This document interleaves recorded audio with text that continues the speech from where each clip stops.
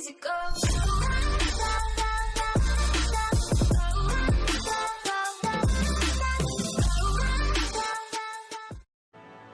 Right guys, this is going to be my second prestige solo for the week. So this is how to solo D.F.A hand cannon solo on a hunter and how to do it effectively, how to get it done in like, you know, 4 times an hour at least. So we'll show you all my setups and everything. For those that don't, you know, if those that are experienced at this game, just skip to the run.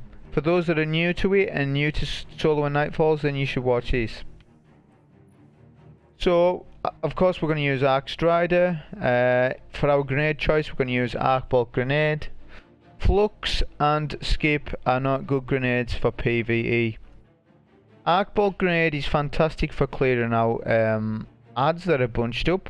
It's not good on boss damage, but that's okay because it's so good on adds.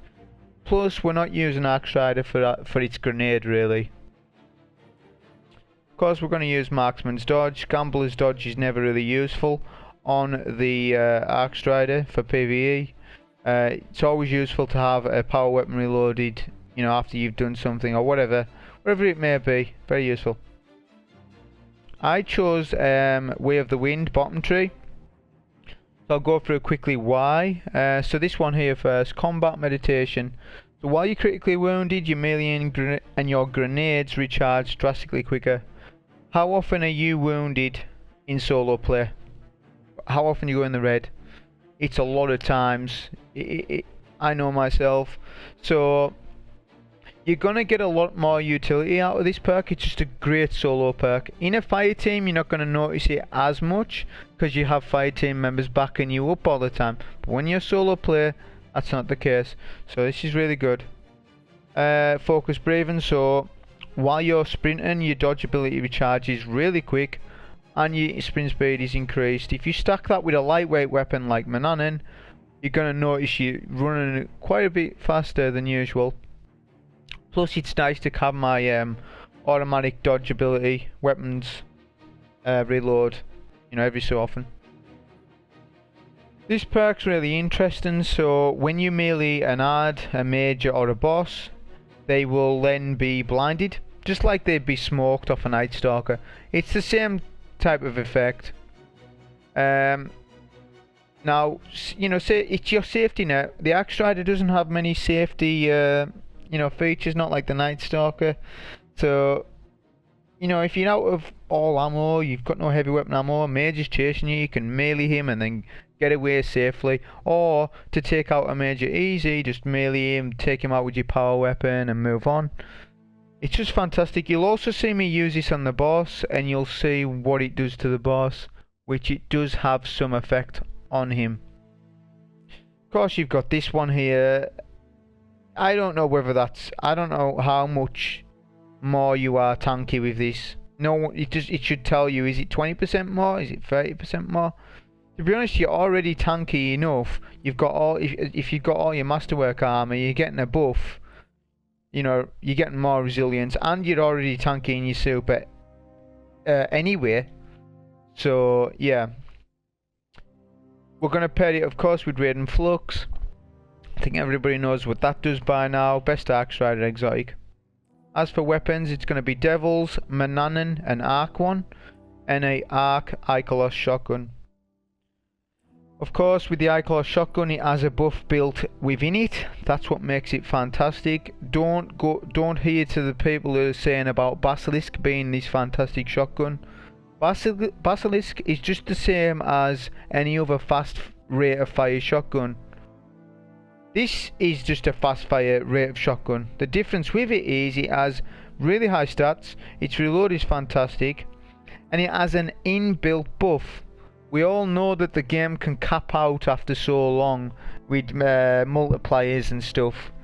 So technically the Basilisk can be the same as the shotgun because the game caps out. But that's just the game. If you're playing solo, a Basilisk isn't going to do anything compared to this gun right here. If you're playing on your own, since there's no fire team members to give you additional buffs, this gun has a buff built within it. That's the beauty of it. So don't be fooled by people saying about this Basilisk gun being competitive to this gun, because I think that's just people wanting to say that so that they don't have to farm AP. If you do not have this gun, you need to go and farm Escalation Protocol for it. If you have anything in you with, if you really enjoy PvE, you need this gun. Not that you need it, but you should try to go for it.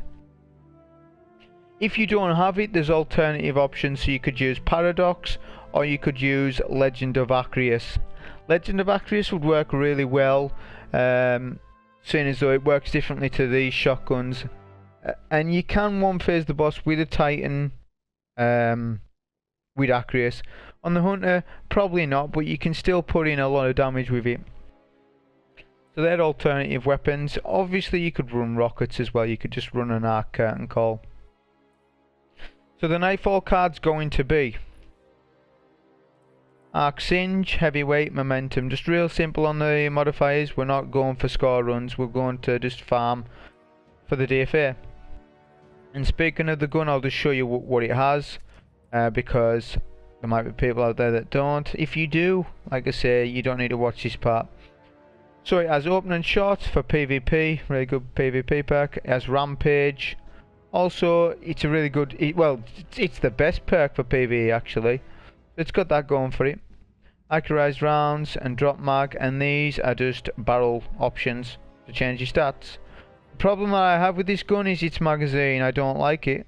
I know it's only like, you know, one less bullet than Devils or whatnot. I just don't like the magazine size on it, and for PvE, I don't run this. I don't use it. For PvP, it is good. I'll give it its due. Yep, and that's the weapons and the subclass.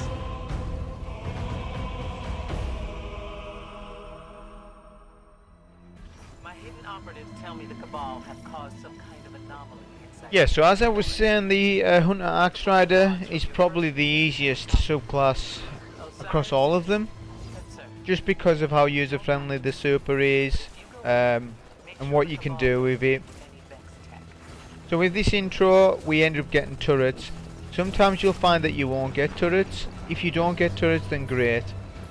It's less to do. So we need to take out both turrets, because once we go up there, we don't want to be getting shot off them. Requirements for this door are a pack of goblins, which I just killed with a nade, and the Colossus. I let him kind of go up here. I like to let him go up there. And then now it's just Cabal. So I've done everything, just need the Cabal. And then the door will open. I wish it was just a percentage of Cabal rather than, you know, I think it's the Cabal that spawn with the Colossus you need to kill. As this took a while for me to for the door to open for me. Plus they can be dangerous, as you've seen there, if you approach them as a pack, so try not to. And if you do, make sure you just run around with a shotgun if you're doing it. If you're not running around with a shotgun, come back to here and you can take them out safely.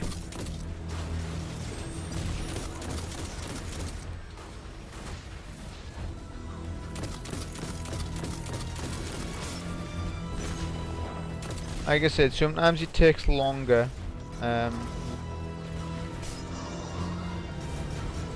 With the Cabal. So once you're good, door will open and you're good to go. Notice as well how much heavy I used. So you get a heavy brick off the Colossus, you may get one off an ad if you're lucky. But make sure you know, if you had like 10 bullets, it's no good. Because then you're relying on RNG to get another heavy brick at the next section where we kill ads, you know. So try to be conservative, you know, use what you can, but we want to be at that boss with full heavy. That's a certainty.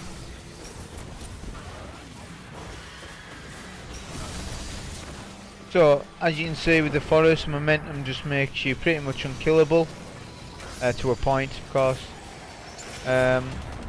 again, this is going to be RNG. It may be different for you. I think what might be dangerous would be the arc fallen shanks. But generally you're going to be okay. If you haven't got momentum on, then it's going to be harder. So yeah, put momentum on. I know it's a negative on the card, but to be honest it probably should be a positive, as it promotes aggressive play. Makes aggressive play easier. A lot of speed runs and what people have done, they always have momentum on lately. If your intro, like the door that opens the forest, if you've done it quicker than me, which you probably have, as mine was pretty slow, you may not have your super as much as me. So you might need to kill a couple of adds in the forest. I didn't. As you've seen, I had my super. You want to have your super for the tower. I'm going to say you should have it. If you don't have it, you need to start killing some adds on the last couple of plates before the tower. Don't start killing adds at the tower and then use your super, because you're not going to get the most out of it then. Just say why. So we've just passed the last plate. Once you approach the tower, the adds will spawn. That's why you want your super as soon as you do that. As the adds are going to be up top, they will try to jump down, but if you're up here quick enough, you can spawn kill them in a way. You can get all the snipers as well, or most of them. So if you didn't have a super when you started farming for your super and then you used it, what you'll find is the adds will jump down, then they'll jump up, and by the time everything's done, you probably run out your super and you'll still need to kill adds. And that can be a dangerous situation because they all do arc. So I've put you on a dangerous burn here, but as long as you play it like I did, it's not too dangerous. So yeah, point is, farm super if you haven't got it, the plate before the tower, Cabal Tower. This section you can skip all of them. You don't need to worry about this at all. You just need to follow this routine and jump from here. Space out your jumps straight away and you'll get it.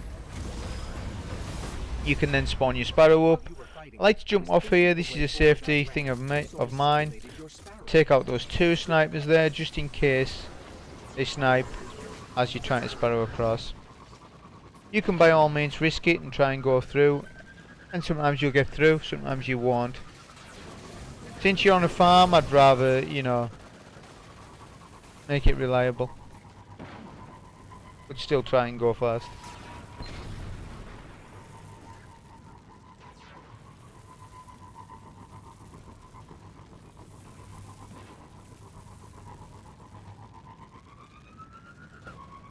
Okay, so the next encounter is going to be like a long runway. You're going to get 2 rotations on this as well, which has been recently added. So you're either going to get the Vex rotation, where there's a load of hobgoblins, which if you were on solo burn is really bad. The Cabal encounter is bad for us, because they all do arc, but I think I'd rather have that than be on a solo singe with hobgoblin sniping. You can still get through as long as you stay away from the, like, don't get too close. Make sure you jump over the big Cabal guys. They'll try to push you around, maybe off the map even. Just stay agile, keep jumping around, because the ship as well will fire at you, and then we're good to go. So, like I mentioned at the start of the video, if you never watched it, the bottom tree arcstrider has a melee perk that disorientates enemies. Believe it or not, this will work on the boss and it'll give you a chance to do more damage to him. And this strategy is reliable. As long as you practice it, you won't get it first go. So if you want to know how to do as much damage as you can, well, you can one phase this boss on a hunter. It's just I haven't done it yet, but I know you definitely can. Just stand where I am here. I'll talk you through exactly what I do. So this has to be exact. Run just as he raises his gun, wait there for half a second, blind him with your melee, get trench barrel, automatic reload, you dodge, there you go, he's 2/3. That's why I said you can one phase him. There'll be a way of doing it. But the way for this farm, we're not looking for absolute god RNG. We're just looking to get the completion. See there, I was pretty weak off the Cabal. So try and isolate the Minotaur and then run away as soon as you can. That'll open the next door. See, the boss there could take damage, so you could go and shotgun him, but there's no point in doing so because you need some shotgun ammo for the next major. Just put a couple of hand cannon shots, he'll go immune. Minotaur's spawned up, we can take him out. We're good to go. Yeah, so there's no point really in one phase in this boss because you need to get to this room to collect the chest. So I just thought this was a good way of just dealing with this boss. So now we're supering for the far room. Don't use any slam attacks, just R1. Keep him stun locked. If he knocks you back, swing back into him like me. So with the damage, recap that. We're doing 2/3 of his health in the first room with 8 bullets. We melee him, blind him with the melee perk. 8 bullets, automatic reload. Try and put some more into him. It'll be different every time because he might slam you, stuff like that. And then you take the Minotaurs out with your shotgun until this room, and then you super him, and it's an easy completion for the arcstrider on the hunter there. So anyways, that was the solo farm for the D.F.A this week on the hunter. I hope you enjoyed it. Thank you.